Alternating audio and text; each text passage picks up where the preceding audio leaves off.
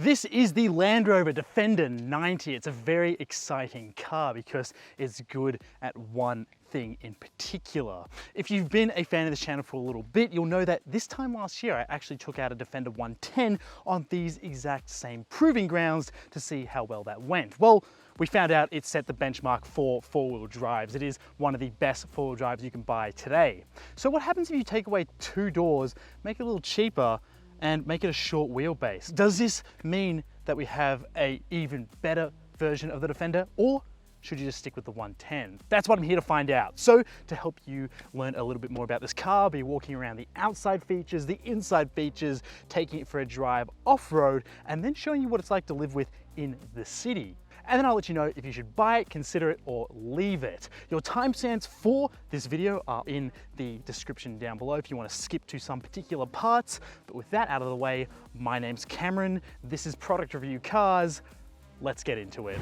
Now, if you're not a subscriber, make sure you hit subscribe down below. If you're already subscribed and watching this, thank you very much. It's the best way to show your support for this channel and encourage me to do dumb things like drive all the way out in the middle of nowhere to test four-wheel drives like this to let you know if they're worth buying. So this is the Defender 90S. This is the P300 engine as well. So it's a 300 horsepower petrol motor. So if you want to start off with that model, you're going to pay around 87 grand before on-road costs. For the options that have been thrown on here, ones that are very obvious are like the white steel wheels and the fabric roof. You're looking at a price tag of $95,000 before on-road costs for this exact spec. Now, I'm one of those people that's a fan of the new Defender design. Some people still don't really love it, but I think a lot of people have grown to accept it as the new version of the Defender that really should exist and not something that looks like a relic of the past. It's really smoothed out, it's sculptural, and I think it looks quite excellent and instantly iconic as a Land Rover Defender. This front flat grille up here looks quite good with Defender stamped out on the front as well. Love the bonnet bulge, that looks very menacing, and you've even got these sort of fake textures on the top here. They're made of plastic, obviously for pedestrian crash safety standards, but they offer a bit more of a visually interesting front end. This thing looks very menacing and purposeful from the front. Now, this side profile is what I would call the definition of a distinct and iconic side profile. This is the coolest Land Rover that Land Rover makes, and it really makes sense when you look at it from this side. Losing those two doors at the back makes this really look like a unique vehicle. Again, we have those large fender flares here. We have Goodyear hybrid off-road tires, which look quite good, and they're wrapped around these white steel wheels, which are 18 inches in diameter instead of the 19 inches that you normally get. And people who love Defenders and love off-roaders will applaud you for getting those wheels. It is just a great spec, along with this metallic Pangea green paint. And just check it, this thing is purpose-built with a capital P because it's just so distinct as an off-roader. We have heaps of ground clearance, and it's made very obvious here at the back where we can see we have a nice angle upwards, and even with the exhaust pipes being shaved in a way that they're not hanging down and being all gaudy or being in the way. They're nice and tucked out of the way, and they point downwards, the dual exit, and they actually sound really good.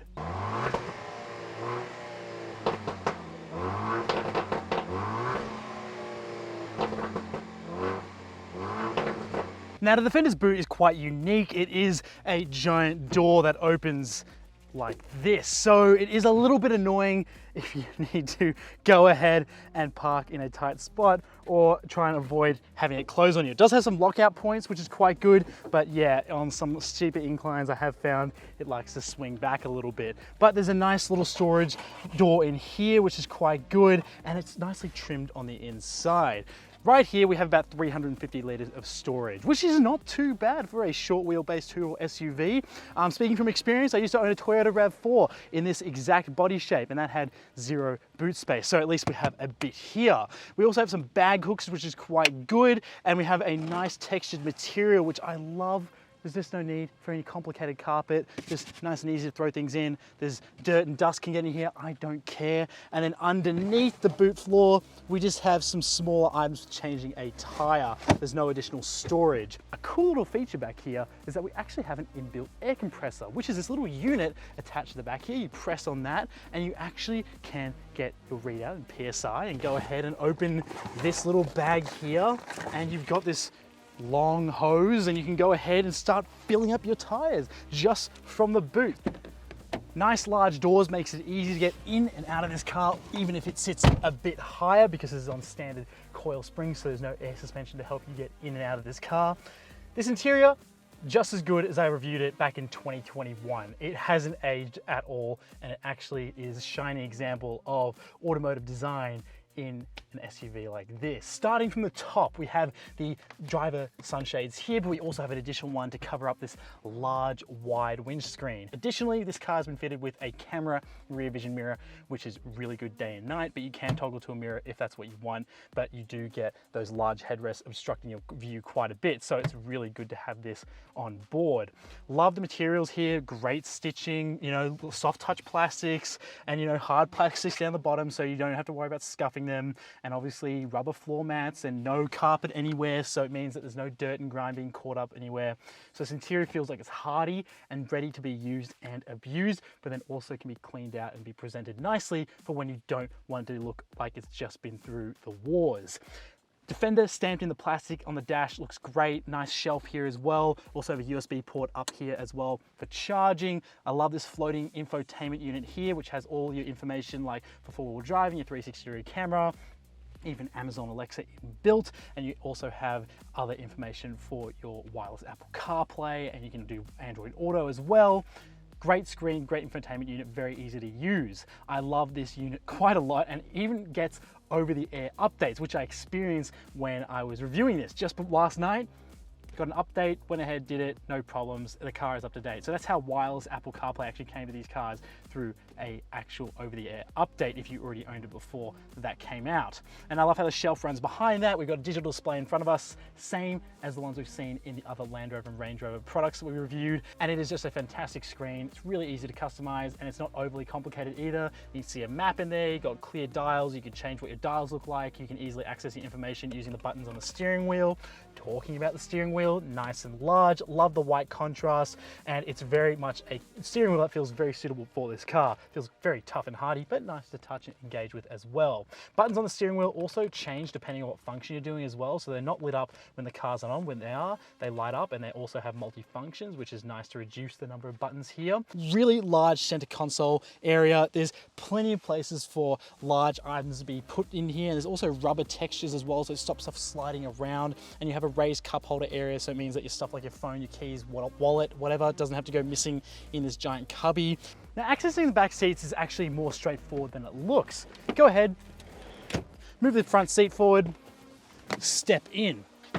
Easy as that. Closing this seat in front of me to give me a realistic idea of knee room and feet space. It's actually pretty good back here. I love how this fabric roof opens up. It's very much almost like a landaulet experience. If you know what a landaulet is, it's basically when the rear passengers get like an open roof experience while the front stays closed. So it's similar to that. It's sort of like a Maybach experience, which you can get on the G-Wagon or even some Maybachs of the past. It's pretty cool that you can get something similar in the Defender 90 with this folding fabric roof, but it can close if you don't want all that sun coming through. Let's talk knee room and feet room. Feet room, yep, it's a little bit tight under the front seat, but not terrible. I can put my giant boots under there. Knee room is very good. I like this quite a lot.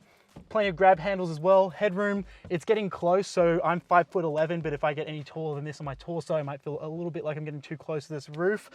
Bench seating is really nice back here. There's no separations or anything like that. There is some contouring, and you know, this leather and fabric type seat is also quite comfortable, but it's also a nice flat load floor as well. So middle seat passengers won't have an issue at all sitting back here if they have to share seat space, but this would be more ideal for 4 people to travel comfortably. There's a 12-volt socket in the back, 2 of them, and there's 2 USB Type-C ports and a little shelf back here and some air vents. So you're well looked after in the back despite this being a 2-door. But now it's time to show where this car really shines, and that's back up that trail we came in on. So here are the numbers that matter for where we are right now. The engine, it's a P300 motor. It's a petrol 2-litre Ingenium inline 4-cylinder turbocharged motor. And instead of a diesel motor, this is just, yes, all petrol with no mild hybrid tech. It is pure 4-cylinder turbocharged petrol power.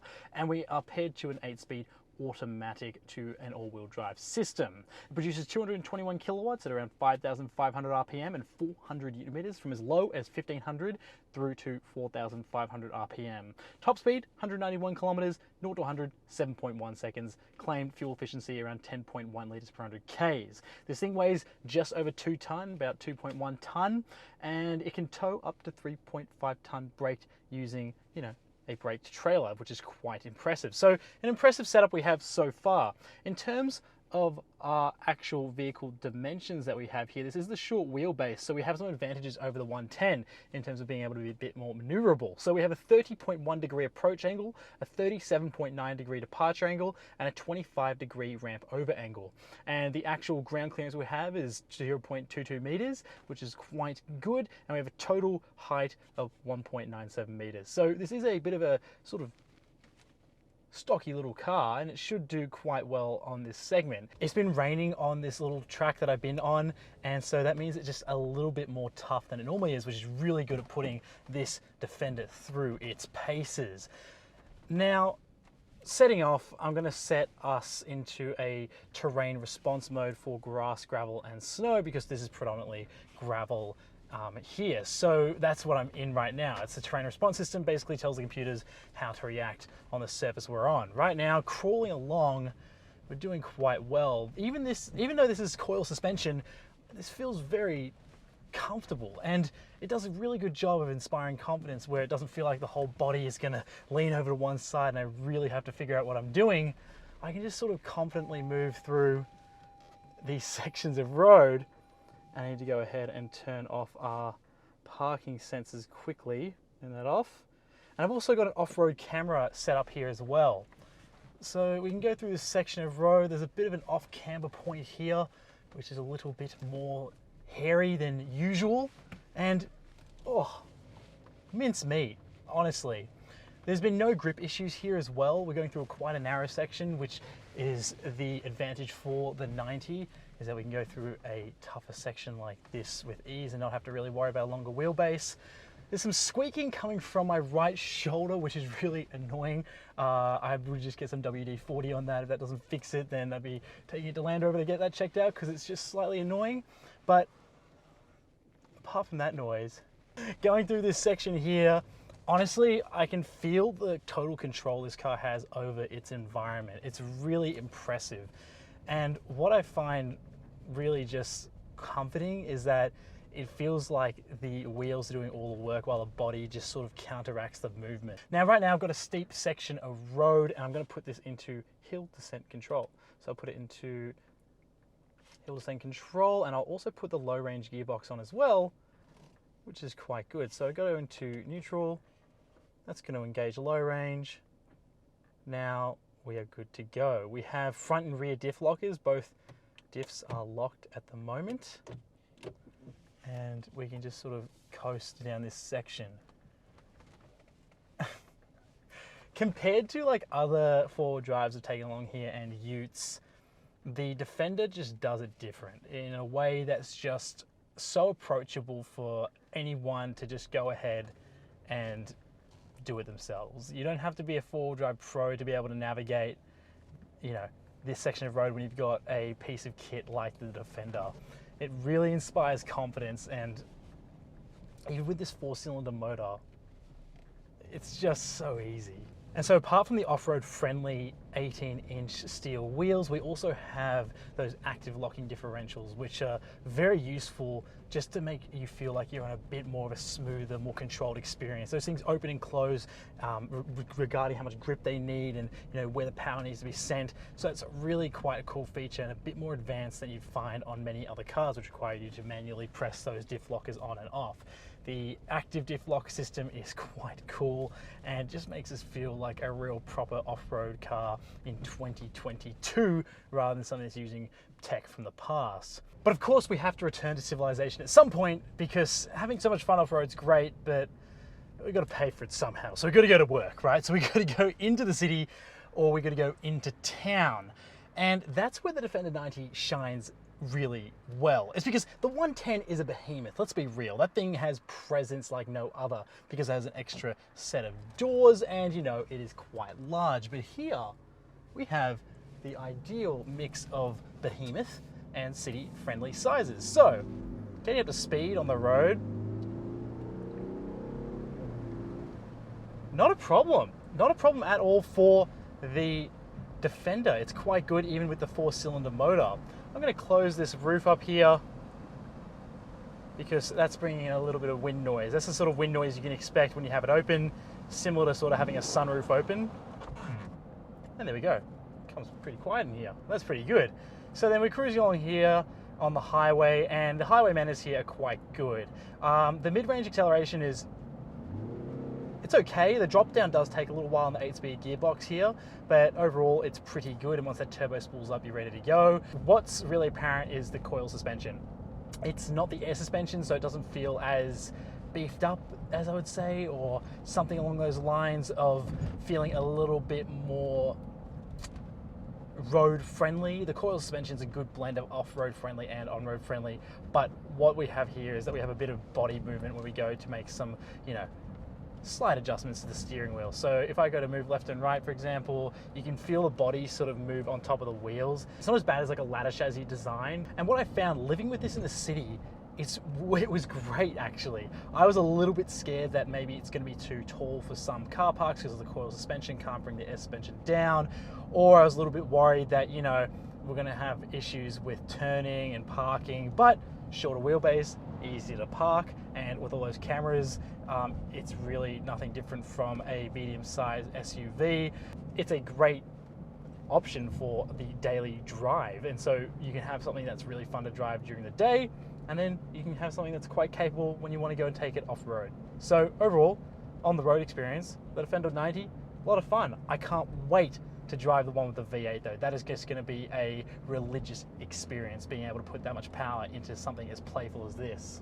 Okay, so the decision time is here. Should you buy it, consider it, or leave it? Well, this is a particular car that it's buy it, but with an asterisk. If you think this is too expensive, too complicated, don't like Land Rovers all that much, and you think, why wouldn't I just go get a Suzuki or a Jeep or something like that, then go ahead, get that. That's gonna be your car that you like, because this car is a bit different from those. It's something for people who want a little bit more out of their two-door car. And it's, you know, similar to buying a Porsche Boxster or a Porsche Cayman, where you're looking for a bit of sense of occasion, something to marvel at, and something to go, look, this thing is something I really appreciate in a different way. I'm not looking for the best value for money per se, but I'm looking for the best overall experience. And that's what this gives. It gives the best overall experience off-road, on-road, also with your technology, like over-the-air updates, keeps this thing up to date and relevant. Also that interior design, the way this thing is engineered and put together, it's really quite an engineering marvel. And it's one of those things that instead of chasing lap times with your car, you're going off and having an absolute blast off-road reliably and knowing you have some of the best equipment around. There's nothing really to consider here, hence why I didn't really go into the consider category, because this thing really exists as its own, and you're probably watching this going, is this good enough to buy because I'm thinking about getting one? It absolutely is. It's addicting to drive off-road, even for people who aren't really big fans of off-roading. I'm gonna be brutally honest, I prefer lap times and grip driving and, you know, getting a good feel for the tarmac than I do going out here on the loose stuff, but the Land Rover Defender is one of those things that bridges that connection between off-roading and not really liking it and makes it a really fun, addicting experience. So much so, I'm gonna keep driving. So thank you very much for watching. My name's Cameron. This is Product Review Cars, and I'll see you in the next one.